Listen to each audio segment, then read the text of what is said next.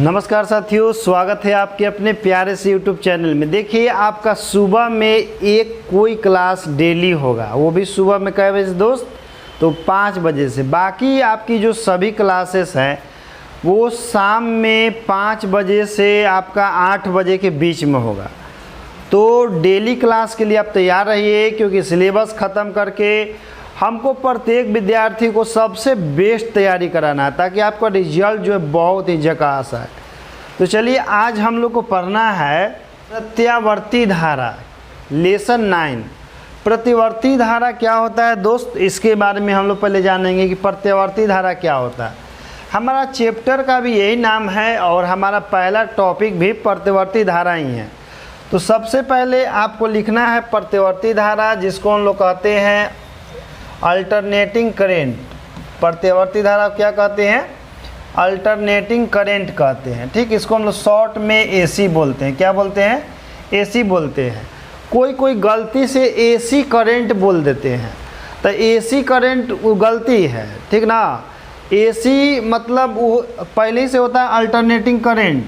अब कोई बोल देगा एसी करंट, तो उसका मतलब हो जाएगा एस अल्टरनेटिंग करंट दो बार हो जाएगा। तो केवल एसी या केवल डीसी बोलिएगा, अल्टरनेटिंग करंट बोल सकते हैं, लेकिन एसी करंट बोलिएगा तो ये गलती हो जाएगा। कहाँ है? कहाँ से कि एसी का मतलब है होता है अल्टरनेटिंग करंट। आप लास्ट में बोल रहे हैं एसी करंट, तो एसी करंट नहीं हो जाएगा, दो बार नहीं हो जाएगा। प्रत्यावर्ती धारा क्या होता है कि वैसी धारा जिसका मान और दिशा समय के साथ बदलते रहता है। वैसी धारा जिसका मान और दिशा समय के साथ बदलते रहता है, वैसी धारा को हम लोग क्या कहते हैं? प्रत्यावर्ती धारा कहते हैं। इसको डायग्राम हम लोग कैसे बनाते हैं दोस्त? तो देखिए, प्रत्यावर्ती धारा का जो मान और दिशा जो होता है आपका समय के साथ लगातार बदलते रहता है। इस प्रकार देखिए आपका प्रत्यावर्ती धारा चलता है। तो इसका एक और भी परिभाषा होता है प्रत्यावर्ती धारा का, क्योंकि प्रत्यावर्ती धारा का क्या है ना दोस्त कि जितना समय तक एक दिशा में प्रवाहित होता है उतना ही समय तक विपरीत दिशा में भी प्रवाहित होता है। जैसे मान लीजिए कि इधर आपका 0.1 सेकंड के लिए प्रवाहित हुआ है, तो इधरों आपका 0.1 सेकंड के लिए प्रवाहित होगा, और इधर फिर आपका 0.1 सेकंड के लिए प्रवाहित होगा, तब फिर इधर 0.1 सेकंड के लिए। तो इसका एक और परिभाषा होता है कि वैसी धारा जो एक निश्चित समय तक एक दिशा में प्रवाहित होता है तथा फिर उतने ही समय तक विपरीत दिशा में प्रवाहित होता है, तो वैसी धारा को हम लोग प्रत्यावर्ती धारा कहते हैं। तो आप प्रत्यावर्ती धारा के दो परिभाषा याद रख सकते हैं। पहला परिभाषा कि वैसी धारा जिसकी मान और दिशा समय के साथ लगातार बदलते रहता है, उसे हम लोग प्रत्यावर्ती धारा कहते हैं। और डायग्राम को देखते हुए एक और बता सकते हैं कि वैसी धारा जो एक निश्चित समय के लिए एक दिशा में तथा फिर उतना ही समय के लिए विपरीत दिशा में प्रवाहित होता है, उसी को हम लोग प्रत्यावर्ती धारा कहते हैं। अब बात आती है कि प्रत्यावर्ती धारा के स्रोत कौन कौन होता है। जैसे आपके घर में जो सप्लाई आ रहा है वो प्रत्यावर्ती धारा ही है, और जो आपके घर जो बैटरी लगा होगा या जितना भी टॉर्च ये सब बैटरी है उस सब में दिष्ट धारा होता है। तो घर में आपका सप्लाई जो आ रहा है किसका है? प्रत्यावर्ती धारा के सप्लाई है। या जो 11,000 या 22,000 वो सब लाइन टनल है आपके अगल बगल में, वो सब भी आपका प्रत्यावर्ती धारा के ही है, तार है। तो प्रत्यावर्ती धारा आखिर उत्पन्न कहाँ से होता है? तो अब हम लोग क्या पढ़ेंगे प्रत्यावर्ती धारा के स्रोत, कि प्रत्यावर्ती धारा के स्रोत क्या क्या है। तो देखिए दोस्त, प्रत्यावर्ती धारा के स्रोत जो है मेनली आपके 4 गो है। कौन? पहला स्रोत है hydro electric power plant. Hydro electric power जानते हैं ना? जल विद्युत पावर संयंत्र। जल विद्युत पावर संयंत्र जहाँ पर बड़ा बड़ा डैम बना करके बिजली का उत्पादन किया जाता है। बांध बना करके पानी को रोक दिया जाता है और उस पानी को टरबाइन पर गिराया जाता है, तो उसका पंखी घूमता है, जिससे बिजली का उत्पादन होता है। तो पहला आपका क्या हो गया प्रत्यावर्ती धारा का स्रोत? कि हाइड्रो इलेक्ट्रिक पावर प्लांट, यानी कि जल पावर संयंत्र। ठीक, फिर thermal power plant, thermal power generator आपका है, इसको कहते हैं तापीय पावर जनित्र। तापीय पावर जनित्र, यहाँ पर भी क्या होता है कि किसी तरह से कोयला या यूरेनियम के सहायता से, कोयला के सहायता से पानी को गर्म करके भाप बना जाता है और उस भाप के सहायता से टरबाइन चलाया जाता है, जिससे बिजली का उत्पादन होता है। तो उसको हम लोग कहते हैं थर्मल पावर जनरेटर। फिर है आपका nuclear power generator. Nuclear power generator क्या होता है दोस्त? ये भी आपका एक प्रकार का जनरेटर है जहाँ पर यूरेनियम की सहायता से बिजली का उत्पादन किया जाता है। और एक हमारे घर में जो उपयोग होता है, जो कि शादी ब्याह में अक्सर देखे होंगे, एसी जनरेटर, जिसको हम लोग प्रतिवर्ती धारा जनित्र कहते हैं। तो ये प्रतिवर्ती धारा के आपके 4 स्रोत हैं। चारों स्रोत याद रखिएगा, जिसको आप शादी ब्याह में या ऐसे नॉर्मली घर पर आपको कौन सा देखते हैं, तो ये वाला देखते हैं, एसी जनरेटर आप देखते हैं। अगल बगल में जो भी यूज होता है, बड़ा बड़ा स्कूल, कॉलेज, हॉस्पिटल, शादी ब्याह में तो बराबर आते ही रहता है जनरेटर। तो ये सब आप जो देखते हैं घर शादी ब्याह में, वो सब आपका एसी जनरेटर होता है। ये सब आपको देखने के लिए खुद जाना पड़ेगा वहाँ पर जहाँ इसका पावर प्लांट लगा हो। ये घरे घरे वाला बात नहीं है, क्योंकि यहाँ से जो बिजली का उत्पादन होता है पूरा देश में सप्लाई होता है। पूरा बड़ा बड़ा राज्य, शहर, छोटा छोटा टाउन में सप्लाई होता है। ये तो हम लोग घरे घरे अपन जब मन तब उठा के ले आ सकते हैं, लगा के मारे जनरेटर खर खर हो गया चालू, जनरेटर होके लगा बिजली का उत्पादन। इसके बाद देखिए हम लोग को क्या पढ़ना है, इसके बाद हम लोग को पढ़ना है दिष्ट धारा। दिष्ट धारा के परिभाषा क्या होता है कि वैसी धारा जिसकी मान और दिशा समय के साथ नियत रहता है। वैसी धारा जिसकी मान और दिशा समय के साथ नियत रहता है, उसे हम लोग दिष्ट धारा कहते हैं। या आप ऐसे भी बोल सकते हैं कि वैसी धारा जिसकी मान और दिशा समय के साथ नहीं बदलता है, उसे हम लोग दिष्ट धारा कहते हैं। और दिष्ट धारा आपका सीधे चलता है। दिष्ट धारा क्या होता है दोस्त? दम सीधे चलता है, इसका मान और दिशा में समय के साथ कोई परिवर्तन नहीं होता है। अब दिष्ट धारा के स्रोत कौन कौन होते हैं? तो देखिए, दिष्ट धारा के स्रोत याद रखिएगा, क्योंकि सब एग्जाम में पूछता है। पहला आपका सेल हो गया, जो हम लोग घर में अपना इस्तेमाल कर रहे हैं, बैटरी छोटा छोटा सेल हो गया। दूसरा आपका बैटरी हो गया। तीसरा आपका हो गया सोलर पैनल हो गया। जो सोलर पैनल या सोलर प्लेट, जो कि अभी हाल फिलहाल में देखे होंगे कि जो रॉकेट लॉन्च हुआ है चंद्रयान 3, उस पर आपका देखिएगा सोलर पैनल लगा हुआ है। वो सब आपका कौन करंट उत्पन्न करता है? वो सब दिष्ट धारा आपका उत्पन्न करता है। तो सोलर पैनल या आपके गांव में भी देखिएगा जहाँ बिजली की सप्लाई नहीं होता है, या बड़ा बड़ा शहर में भी देखिएगा सोलर पैनल लगा होता है, या सरकारी दफ्तर में या ब्लॉक वगैरह स्कूल में देखिएगा उसके छत पर सोलर पैनल लगाया रहता है। तो सोलर पैनल भी आपका दिष्ट धाराएँ उत्पन्न करता है। और एक चौथा आपका हो गया डीसी जनरेटर, यानी कि दिष्ट धारा जनित्र। तो दिष्ट धारा जनित्र भी आपका दिष्ट धारा उत्पन्न करता है। तो दिष्ट धारा के आप 4 गो स्रोत याद रखिएगा, और प्रतिवर्ती धारा के भी आपका 4 गो स्रोत याद रखना है। अब देखिए, प्रतिवर्ती धारा जो उत्पन्न होता है दोस्त आपका, वो तो जान गए कि प्रतिवर्ती धारा का जो आपका स्रोत है वो कैसे उत्पन्न होता है, इसके बारे में आप लोग जानेंगे कि प्रतिवर्ती धारा उत्पन्न होता कैसे है। तो देखिए, इसके लिए आपको एक हम डायग्राम बना के समझाते हैं। जैसे यहाँ समझिए, जैसे मान लीजिए कि ये आपका एक चुंबक है जिसका ये नॉर्थ है, और ये आपका एक दूसरा चुंबक है जिसका ये वाला आपका साउथ है, और इसके बीच में हम लोग कोई आयताकार इस प्रकार से कुंडली रख देते हैं।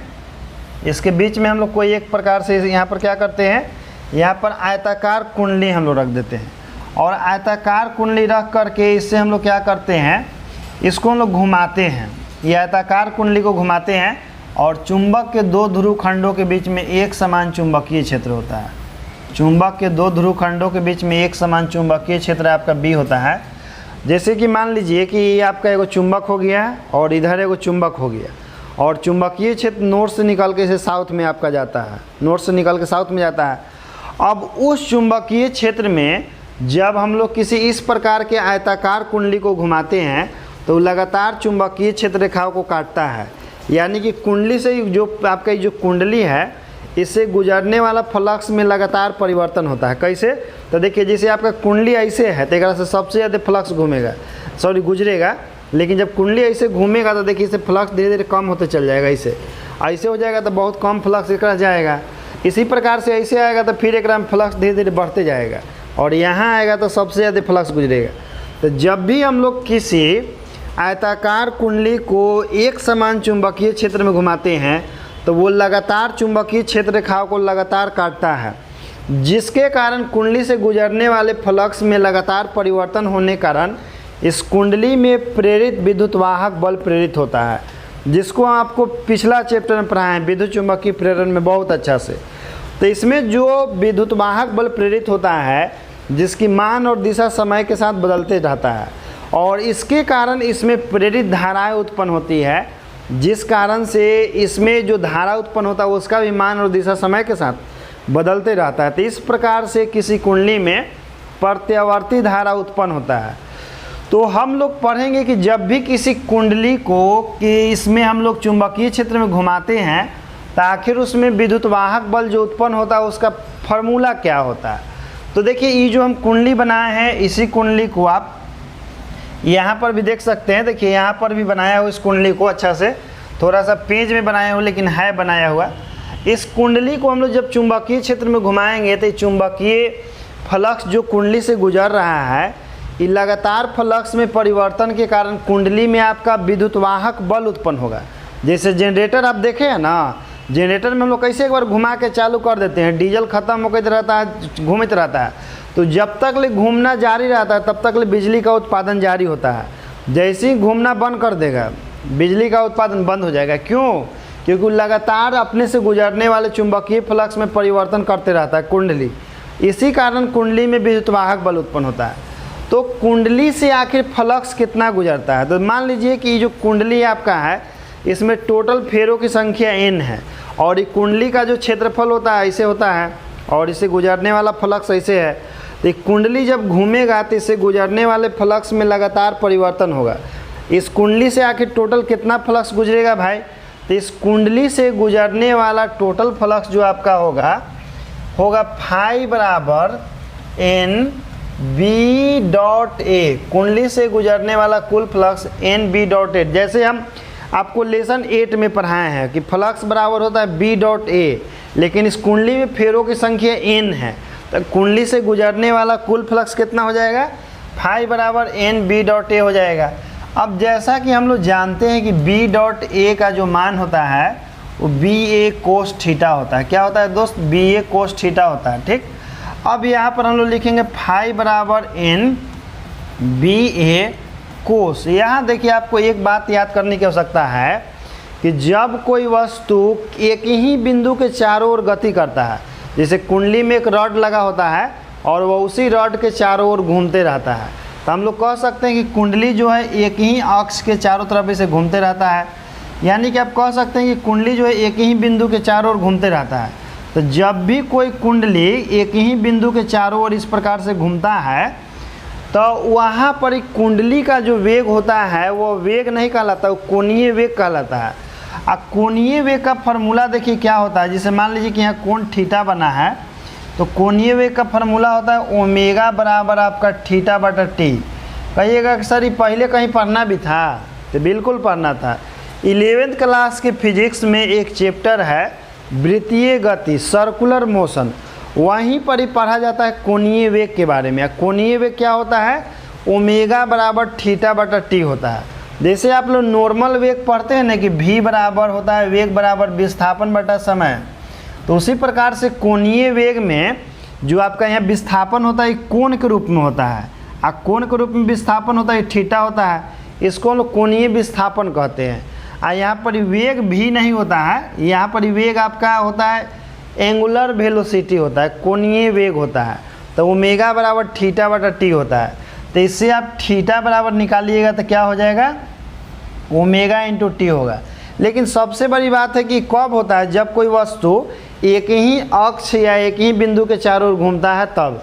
देखिए जब कुंडली को हम लोग घुमाते हैं ना तो कुंडली एक ही अक्ष के चारों तरफ लगातार घूमते रहता है और उससे गुजरने वाले फ्लक्स में लगातार परिवर्तन के कारण कुंडली में विद्युत वाहक बल उत्पन्न होता है। तो यहाँ पर आप थीटा के जगह क्या लिख सकते हैं, यहाँ पर थीटा के जगह आप ओमेगा टी लिख सकते हैं। ब्रैकेट में कारण लिख लीजिएगा कि ओमेगा बराबर क्या होता है, थीटा बटा टी होता है कोणीय वेग, और यहाँ थीटा बराबर क्या होता है, ओमेगा टी हो जाता है।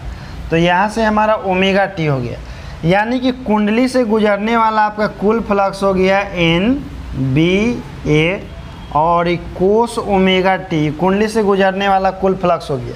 लेकिन जब इस कुंडली को आप चुंबकीय फ्लक्स में लगातार घुमाइएगा चुंबकीय क्षेत्र में, तो फ्लक्स में परिवर्तन के कारण इस कुंडली में विद्युत वाहक बल प्रेरित होगा और यह बात सबसे पहले कौन बताए थे? तो बताए थे आपका माइकल फैराडे। ये कुंडली से गुजरने वाले फ्लक्स में परिवर्तन के कारण कुंडली में विद्युतवाहक बल प्रेरित होता है, और जो विद्युतवाहक बल प्रेरित होता है वो उस कारण का ही विरोध करता है जिसके कारण उत्पन्न होता है। यह बात लेंज बताया था। तो जब आप कुंडली से गुजरने वाला फ्लक्स में परिवर्तन होगा तो कुंडली में विद्युतवाहक बल उत्पन्न होगा। और कितना विद्युतवाहक बल उत्पन्न होगा दोस्त? तो फैराडे के द्वितीय नियम से E बराबर होता है -d∅dt। अब देखिए फाई का मान हम जस्ट पीछे निकाले हैं। कितना निकाले हैं भाई? NBA कोस ओमेगा t, और E मेरा हो गया dt। इसमें देखिए t के रिस्पेक्ट में डिफ्रेंसिएशन है, इसलिए t को छोड़ करके बाकी सब कांस्टेंट हो जाएगा। तो इसमें आप बाहर निकाल दीजिए किसको? तो NBA को आप बाहर निकाल दीजिए। NBA मेरा बाहर निकल जाएगा, अंदर में मेरा बचेगा कोस ओमेगा t। अब देखिए आप डिफ्रेंसिएशन बढ़िया से पढ़े होंगे तो आपको पूरा समझ में आएगा। कोस ओमेगा t का डिफ्रेंसिएशन t के रिस्पेक्ट में नहीं होगा, इसका डिफ्रेंसिएशन होगा ओमेगा t के रिस्पेक्ट में। और फिर यहाँ पर हम लोग लिखेंगे ओमेगा t और विथ रिस्पेक्ट तो यहाँ t लिखेंगे। यदि आप डिफ्रेंसिएशन नहीं पढ़े हैं तो हम बेसिक से पढ़ाए थे, वहाँ आप देख लीजिएगा वीडियो 1 और 2, आपका पूरा कॉन्सेप्ट क्लियर हो जाएगा, ठीक ना। उसके बाद फिर आपको फिजिक्स में जो डिफ्रेंसिएशन का इस्तेमाल आता है उसमें आपको कहीं दिक्कत नहीं होगा। तो यहाँ पर आपका -NBA और यहाँ कोस ओमेगा t का होता है माइनस साइन ओमेगा t, और आपका ओमेगा t का क्या हो जाएगा दोस्त? ओमेगा बाहर, और dt/dt आपका जो होगा यहाँ पर 1 हो जाएगा। ये ओमेगा को आप आगे लिख दीजिए यहाँ पर इनटू में, तो क्या हो जाएगा? देखिए माइनस माइनस यहाँ प्लस हो जाएगा NBA, और ये ओमेगा और ये आपका साइन ओमेगा t। अब देखिए इसमें एक बात आप ध्यान रखिएगा, यहाँ पर हम लोग क्या करते हैं कि जो NBA है ना दोस्त, तो इसके जगह पर हम लोग रखते हैं E नोट रखते हैं। क्या? E नोट, और साइन ओमेगा t। तो यहाँ आपका साइन ओमेगा t हो गया। अब देखिए यहाँ पर जो हमारा E नोट बराबर क्या मान लिए हम? NBA ओमेगा मान लिए हैं। हम E नोट बराबर क्या मान लिए हैं? NBA ओमेगा मान लिए। अब आपके दिमाग में ये बात आना चाहिए कि सर E नोट बराबर पे NBA ही काहे माने हैं? जैसे आप E नोट ही काहे माने, कुछ और भी तो मान सकते थे। तो कई मत कहिएगा कि हेजा पर E है इसलिए या E नोट मान लिए हैं। कुछ भी किसी के बराबर में माना जाता है फिजिक्स में तो उसके पीछे एक सटीक रीज़न होता है। तो चलिए वो रीज़न बताते हैं कि आखिर E नोट ही क्यों माना गया है। तो ये हमारा E बराबर हो गया E नोट और साइन ओमेगा t। E जो मेरा फार्मूला आया E बराबर E note sine omega t, ये हमारा प्रत्यावर्ती विद्युतवाहक बल का सूत्र है। किसका फार्मूला है दोस्त? प्रत्यावर्ती विद्युतवाहक बल का सूत्र है। जैसे आप एक विद्युतवाहक बल पहले भी पढ़ चुके हैं, लेकिन वो विद्युतवाहक बल किसके कारण था? बैटरी के कारण था। और आप पढ़े थे उधर विद्युतवाहक बल की E बराबर होता है W/Q यहाँ पर। और नहीं याद है तो एक बार विद्युत धारा जो चैप्टर पढ़ाए थे उसमें जाकर देख लीजिएगा, वहाँ E बराबर हम W/Q पढ़ाए थे। वहाँ पर जो विद्युतवाहक बल होता है वो फिक्स होता है, उस समय के साथ आपका बैटरी के यूज होने पर धीरे धीरे कम होते रहता है। लेकिन यहाँ जो विद्युतवाहक बल होता है ये हमेशा बदलते रहता है, इसलिए E जो हमारा समीकरण है प्रत्यावर्ती विद्युतवाहक बल का समीकरण है। और जो E वाला आप पढ़े थे ये दिष्ट धारा के लिए विद्युतवाहक बल का समीकरण था। अब देखिए दोनों में यहाँ पर ही आप अंतर तो जान गए, लेकिन अब बात यहाँ पर ये है कि इसमें E नोट बराबर NBA ओमेगा क्यों माना गया। तो देखिए जब भी किसी के बराबर में कोई माना जाता है ना तो उसके पीछे कारण होता है। जैसे N मतलब फेरों की संख्या, N मतलब फेरों की संख्या, इसका कोई मात्रक और बीमा नहीं होता है। B मतलब चुंबकीय क्षेत्र, इसका बीमा होता है M T−2 और I−1 होता है आपका। A मतलब एरिया, एरिया का A² होता है। और ओमेगा के लिए देखिए हम फार्मूला लिखे थे आपका ओमेगा बराबर θ/T लिखे थे। तो इसका जो बीमा होता है ना T−1 होता है, T−1 होता है। तो यहाँ ओमेगा के जगह आपका लिखाएगा T−1। अब देखिए हमारा जो है किसके बराबर आएगा? ML² T−3 और या इन्वर्स। अब देखिए हेतना के जो बीमा है वो किसके बीमा के समान आ रहा है? तो इतना के जो बीमा है ना दोस्त, वो विद्युत वाहक बल के बीमा के समान आ रहा है, इसीलिए इतना बराबर ई नोट विद्युत वाहक बल माना गया है। मान लीजिए कि इतना बराबर यदि आता आपका प्रतिरोध है, इतना बराबर मान लेते हैं कि इतना बराबर प्रतिरोध के बीमा आता, तो इसको आपको आर मानना पड़ता। तो कोई भी चीज़ को कुछ माना गया है तो उसका एक सटीक रीजन है, ठीक ना। आपको नहीं पता चले कि काहे माना गया है तो सब के बीमा रख दीजिएगा, अब बीमा रख के वो बीमा आएगा, और जो बीमा आएगा ना उसको देखिएगा कि इसका बीमा किसके समान है। तो इतना बीमा केकर होता है? विद्युत वाहक बल के होता है, इसीलिए इतना बराबर ई नोट माना गया विद्युत वाहक बल। नहीं है, ध्यान है, देखिए ई बराबर डब्ल्यू बटा क्यू पढ़े थे आप, तो डब्ल्यू मतलब कार, इसका बीमा होता है M L square T inverse 2 पढ़े हैं ना। और ए टी का क्या होता है? इसका अब इसका ए टी होता है, ऊपर लीजिएगा तो क्या हो जाएगा? M L square T inverse 3 और ए इनवर्स के जगह पर आप आई भी मान सकते हैं, तो M L square T inverse 3 और ये आपका आई इनवर्स हो गया। देखिए तो एक ई विद्युत वाहक बल के बीमा एन बी ए ओमेगा का जो बीमा है सेम है कि नहीं? तो इसका मतलब है कि एन बी ए ओमेगा भी आपका क्या है? एक प्रकार का विद्युत वाहक बल है, तब जाके इतना बराबर ई नोट माना गया है। इसमें ई नोट को हम लोग कहते हैं विद्युत वाहक बल का शिखर मान। ई नोट को विद्युत वाहक बल का शिखर मान या विद्युत वाहक बल का सबसे अधिकतम मान, जब प्रतिवर्ती धारा उसमें प्रवाहित होता है तो वह किस कारण से होता है? तो फ्लक्स में लगातार परिवर्तन के कारण होता है। तो कुंडली में जब सबसे ज़्यादा विद्युत वाहक बल मान होता है उसी को ई नोट कहते हैं। तो इसको कहा जाता है विद्युत वाहक बल का शिखर मान या विद्युत वाहक बल का सबसे अधिकतम मान।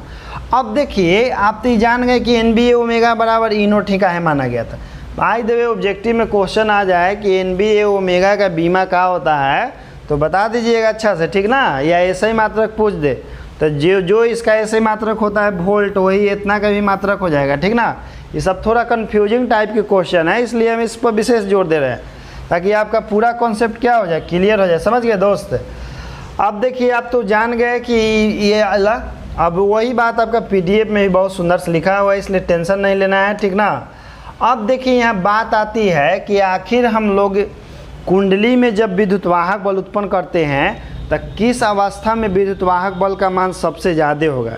जैसे देखिए मान लीजिए कि आपका कुंडली ऐसे है, तो कुंडली जो है देखिए 4 बारी टर्न करता है। जैसे कुंडली ऐसे है तो कुंडली मान लीजिए कि एक बारी से घूमा तो ये 1/4 घूमा, फिर मान लीजिए कि ऐसे घूमा तो ये अभी आधा घूमा है, ऐसे घूमा तो 3/2 घूमा, ऐसे घुमा तो पूरा एक चक्कर लग गया, ठीक ना।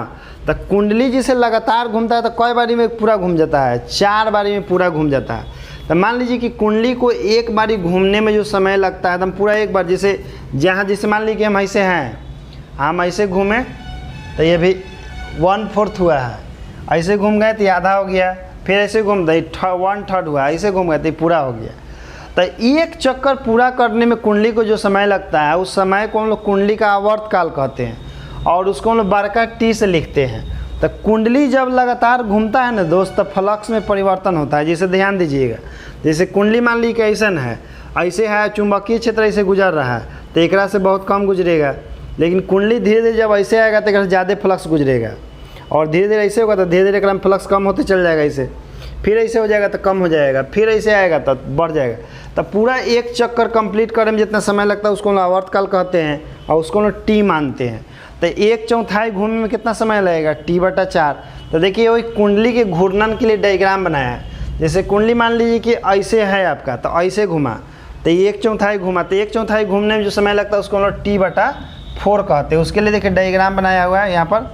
फिर मान लीजिए कि कुंडली यहाँ पर है तो ऐसे हो गया तो आधा समय लग गया, तो इस समय आपका T/2 कहलाता है। फिर देखिए ऐसे घूमे है, फिर यहाँ से ऐसे हो जाएगा तो ये आपका देखिए हर बार T/4 जुटेगा उसमें, ठीक ना। जैसे नहीं समझ रहे हैं, देखिए पहला 1/4 के लिए T/4, फिर अगला तो T/4 प्लस में T/4, तो इसको जोड़िएगा तो आपका क्या हो जाएगा? एलसीएम लीजिएगा तो T/2 हो जाएगा। फिर 1/4 घूमेगा तो T/2 में आपका T/4 जुटेगा तो कितना आ जाएगा? 3T/4 हो जाएगा। अब 3T/4 में फिर जोड़िएगा आप, सॉरी 3T/4 हुआ ना पर, फिर ओकरा में आपका T/4 जुटेगा तो पूरा एक चक्कर घूम गया, तो एक चक्कर घूमने जो समय लगता है T लगता है। अब फिर मान लीजिए कि ओकरा बादो एक 1/4 घूमता है तो T में आपका जुटेगा फिर एकरा में T/4 है तो कितना हो जाएगा 5T/4 हो जाएगा कि नहीं। तो कुंडली का जो डायरेक्शन जो होता है ना हर 1/4 समय के बाद बदलता है। जैसे कुंडली आपका ऐसे है तो 1/4 से T/4, फिर ऐसे तो फिर T/4 जुटते चल जाता है। तो इसी के साथ कुंडली में फ्लक्स में परिवर्तन होते रहता है। तो देखिए T/4 जुटते चल जाएगा ना, टाइम में आपका इसे परिवर्तन होता है। तो यानी कि कुंडली मान ली कि यहाँ से इसे घूमना शुरू किया है तो देखिए यहाँ पर ये आके पूरा कुंडली का एक चक्कर यहाँ पर लग गया, ये सामने है ना, ये पूरा कुंडली की एक चक्कर हो गया। फिर यहाँ से स्टार्ट करेगा तो देखिए फिर यहाँ पर इस समय आपका फिर यहाँ पर जाके पूरा एक चक्कर हो गया। तो कुंडली जब घूमता है तो फ्लक्स में लगातार परिवर्तन होता है, जिसके कारण उसमें विद्युतवाहक बल उत्पन्न होता है। और उस विद्युतवाहक बल का देखिए हम एक समीकरण बताए थे, जिसके कारण उसमें आप निकाल सकते हैं कि किस अवस्था में कुंडली में सबसे ज़्यादा विद्युतवाहक बल होता है। तो आप कह सकते हैं कि जब कुंडली सबसे ज़्यादा चुंबकीय फ्लक्स को काटेगा उसी समय उसमें सबसे ज़्यादा विद्युतवाहक बल होता है। जैसे ऐसे कुंडली रहता है ना तो सबसे ज़्यादा एक से फ्लक्स गुजरता है, और धीरे धीरे ऐसे होते चल जाता है कॉज, तब फ्लक्स कम गुजरता है।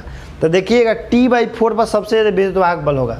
जैसे इस समय हो गया आपका, ये आपका ω/t हो गया कोण, और ये आपका E = E0 sin ω/t। थोड़ा ध्यान दीजिएगा, जैसे मान लीजिए कि T बराबर हम 0 लिए तो इसमें ω/t का वैल्यू कितना आएगा, ω × 0, तो आपका 0 हो जाएगा।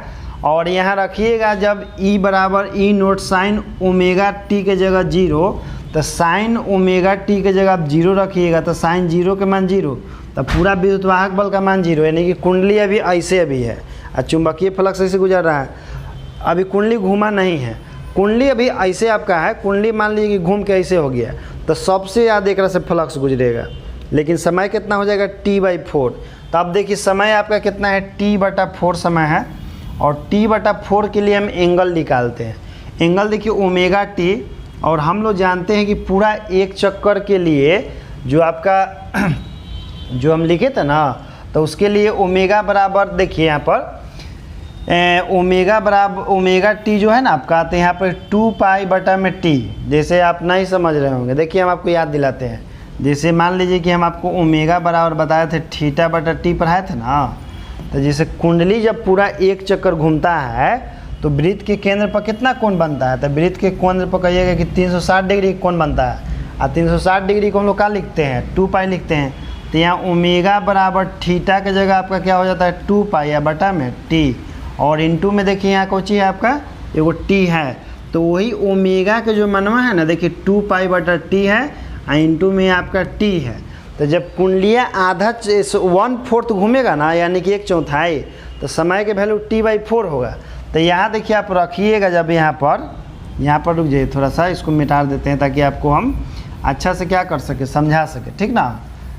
चलिए समझाने के लिए हम मिटाना बड़ा ज़रूरी है, नहीं तो मामला गड़बड़ा जाएगा, समझ गए। चलिए अब देखिए यहाँ पर जैसे कुंडली जो है अभी ऐसे था तो ऐसे घुमा है, तो T/4 हो गया। और T/4 पर देखिए इसका वैल्यू निकालिए। तो आप वैल्यू जब इसका निकालिएगा तो यहाँ देखिए 2π और t, और यहाँ पर ही हम लोग की जो t है ना, एक वैल्यू कितना रखना है, तो एक वैल्यू रखना है T/4 रखना है, T/4 रखना है। चलिए मान लीजिए कि आप तो t से t वाला कट जाएगा आपका, यहाँ पर बड़का t होगा, गलती से छोटका t लिखा गया है, यहाँ पर सुधार लीजिएगा, यहाँ बड़का t होगा, क्योंकि आवर्तकाल जो होता है आपका वो बड़का टी से लिखा जाता है। तो टी से टी कैंसिल हो जाएगा, और देखिए यहाँ पर इस 4 को आप काट दीजिए 2 से, तो यहाँ 2 हो जाएगा, तो मेरा क्या हो जाएगा π/2 हो जाएगा। यानी कि जब ऐसे कुंडली रहता है, ऐसे ध्यान रखिएगा, जिस कुंडली ऐसे रहेगा तो आपका θ बराबर कितना होगा 90 डिग्री होगा, यानी कि π/2 हो जाएगा। अब देखिए यहाँ पर π/2 आपका हो गया, तो यहाँ पर रखिए, तो हमारा क्या है E0 sin, और ω/t के जगह π/2, तो क्या हो जाएगा E0, और गुना में हमारा 1 हो जाएगा, क्योंकि sin 90 का 1, तब वैल्यू क्या आएगा, केवल E0 आएगा। E0 आएगा, यानी कि सबसे ज़्यादा विद्युतवाहक बल आया। कौन कंडीशन में, जब ऐसे आपका कुंडली रहता है ना, तो उससे सबसे ज़्यादा फ्लक्स गुजरता है, इसीलिए इसमें सबसे ज़्यादा विद्युतवाहक बल होगा इस अवस्था में। जैसे कुंडली ऐसे घूमता है ना, फ्लक्स धीरे धीरे एकरा में कम होते चल जाता है, और फ्लक्स कम होगा तो एकरा में विद्युतवाहक बल भी कम होगा। तो देखिए अब दूसरा पॉइंट पर इसमें आते हैं। जब कुंडली जैसे आपका अभी 1/4 खाली घूमा है, कुंडली जब आपका घूम के जब ऐसे एकदम सीधा हो जाएगा पूरा इस प्रकार से ऐसे, तो ऐसे होगा तो उसके लिए समय हो जाएगा t/2 हो जाएगा। तो जब समय आपका t/2 होगा तो यहाँ ध्यान दीजिएगा, सब समय t/2 होगा तो यहाँ पर ही आप जब लिखिएगा तो देखिए यहाँ 2 पाई और बटा में t और ई वाला t के जगह हमको कितना रखना है, t/2 रखना है। तो यहाँ t/2 रखिएगा तो देखिए इला t से t कैंसिल, 2 से 2 कैंसिल, तो मेरे पास पाई बचेगा।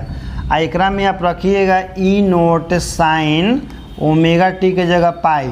साइन पाई का मान कितना होता है, 0 होता है, और 0 से E0 में गुना होगा तो पूरा का पूरा 0 हो जाएगा। तो देखिए जब कुंडली आपका ऐसे था तो सबसे ज़्यादा एक से फ्लक्स गुजर रहा था, इसीलिए सबसे ज़्यादा विद्युत वाहक बल, लेकिन कुंडली ऐसे हो जाएगा तो फ्लक्स नहीं गुजरेगा, विद्युत वाहक बल का मान 0, क्योंकि फ्लक्स गुजर ही नहीं रहा। फिर अब कुंडली ऐसे होगा धीरे धीरे, तो धीरे धीरे फिर एक में फ्लक्स बढ़ेगा। तो देखिए फिर आपका क्या है कि आपकी 3t/4 है, तो 3t/4 है, तो यहाँ पर 2 पाई/t इंटू टी है ना, तो यहाँ पर देखिए पुट कीजिए 2 पाई बटा में t, हाई वाला जो t है अगर मान हमको कितना रखना है, 3t/4 रखना है। तो रखिए यहाँ पर ही 3t/4 आप रखिएगा, तो देखिए t से t कैंसिल आइए, 4 से काटिएगा आप 2 बार में, तो आपका क्या बचेगा, 3π/2 बचेगा, 3π/2 बचेगा।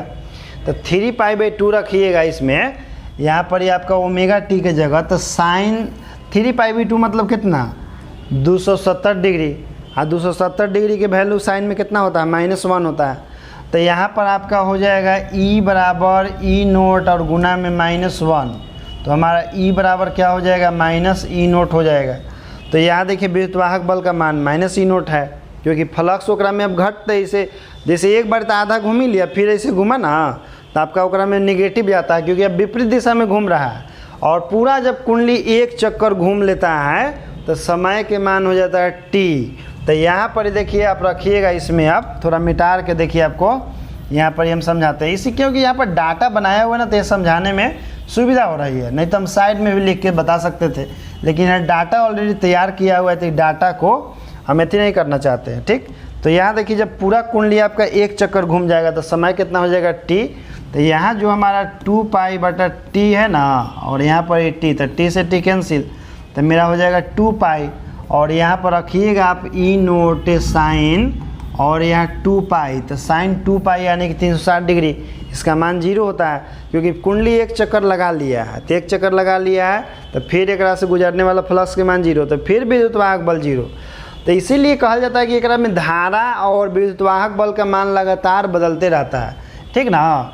तो कुंडली कब सबसे विद्युत वाहक बल होता है, जब कुंडली ऐसे रहता है या कुंडली आपका ऐसे रहता है, तो एक से सबसे ज़्यादा फ्लक्स गुजरता है। लेकिन कुंडली ऐसे हो जाएगा तो फ्लक्स नहीं गुजरता है, 0।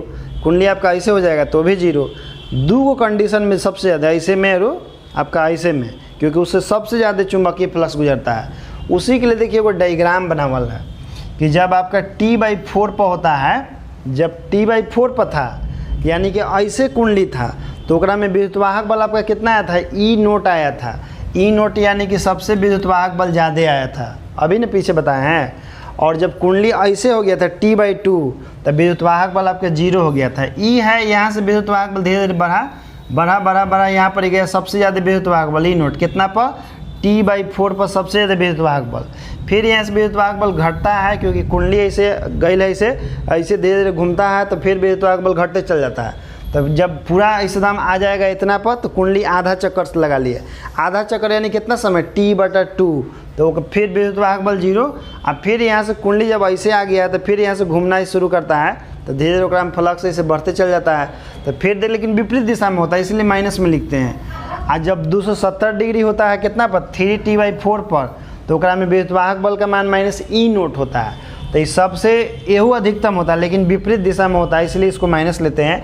अब फिर कुंडली एक चक्कर लगा लेता है तो 360 डिग्री हो जाता है, और उस पर फिर विद्युत वाहक बल का मान 0 हो जाता है। तो इस प्रकार से जो कुंडली में फ्लक्स के कारण विद्युत वाहक बल प्रेरित होता है, तो उसका मान और दिशा समय के साथ लगातार बदलते रहता है। लेकिन ध्यान रखिएगा कि दो गो पर सबसे ज़्यादा विद्युत वाहक बल होता है, एगो t/4 पर और एगो 3t/4 पर। यानी कि कुंडली जब ऐसे अपन 1/4 घूमा रहता है, और फिर 3/2 भाग घूमा रहता है, तब उस समय सबसे ज़्यादा कुंडली में विद्युत वाहक बल प्रेरित होता है। ठीक है दोस्त, अब देखिए जैसे कुंडली जो आपका घूम रहा था, तो कुंडली इस प्रकार से घूमता है, तो इसमें देखिए ई वाला जो होता है, ई कहलाता है धनात्मक अर्ध चक्र। ई धनात्मक अर्ध चक्र है जेकरा में विद्युत वाहक बल का मान लगातार बढ़ता है। और ई वाला जो है ना, ये आपका ऋणात्मक अर्ध चक्र है। तो यहाँ देखिए समय आपका 0 और यहाँ पर इस समय आपका है T/4 और यहाँ पर ये आपका समय था T/2 है। तो हम लोग कह सकते हैं कि 0 से लेकर के T/2 तक ले जो होता है, 0 से लेकर T/2 तक ले होता है, ये धनात्मक अर्ध चक्र होता है। अब फिर देखिए यहाँ पर ये आपका ऐसे था 3T/4 था और यहाँ पर आपका T था। तो ई वाला जो आपका है ना ऋणात्मक अर्ध चक्र होता है, यानी कि T/2 से लेकर के T तक ले जो समय होता है वो ऋणात्मक अर्ध चक्र होता है, क्योंकि वो विपरीत दिशा में होता है, जिसमें विद्युत वाहक बल का मान नेगेटिव होता है और इसमें विद्युत वाहक बल का मान पॉजिटिव आया था आपका। तो इसमें दो कैटेगरी में बांट दिया गया है। आधा चक्कर के लिए धनात्मक अर्ध चक्र देखिए लिखा है T/0 से T/T/2 की अवधि में विद्युत वाहक बल का मान धनात्मक रहता है, जिसे हम लोग धनात्मक अर्ध चक्र कहते हैं। देखे हैं ना डाटा में जो दिखाएं आपको। और फिर आपका T/T/2 से लेकर T/T तक ले जो होता है, T/T/2 से लेकर के T/T के बीच में विद्युत वाहक बल का मान ऋणात्मक होता है, इसलिए हम लोग इसे ऋणात्मक अर्ध चक्र कहते हैं। समझ गए? ये आप ध्यान में रखिएगा, क्योंकि जो कुंडली के घूमने का तरीका है ना, उसी के कारण कुंडली में विद्युत वाहक बल उत्पन्न हो रहा है। इसलिए आप इसको इग्नोर मत कीजिएगा, नहीं तो बहुत बड़ा समस्या हो जाएगा दोस्त। समझ गए? तो चलिए ये तो आप समझ गए। अब अगला दिन हम लोग पढ़ेंगे एक और एकदम झकास टॉपिक, क्योंकि प्रतिवर्ती धारा जो है ना बहुत ही झकास टॉपिक है। जैसे देख रहे हैं ना कुंडली कितना हमारा घुमा घुमा के बताओ पड़ रहा है कि जैसे कुंडली ऐसे रहता है तो फ्लक्स कम गुजरता है ऐसे, क्योंकि कम क्षेत्रफल है। ऐसे आता है धीरे धीरे फ्लक्स बढ़ते चल जाता है, एकरा पर सबसे ज़्यादा फ्लक्स गुजरता है साइंस विद्युत वाहक बल ज़्यादा, फिर ऐसे घूमता है धीरे धीरे कम होते चल जाता है, ऐसे फिर 0, फिर ऐसे गया तो फिर बढ़ रहा है, फिर अधिकतम।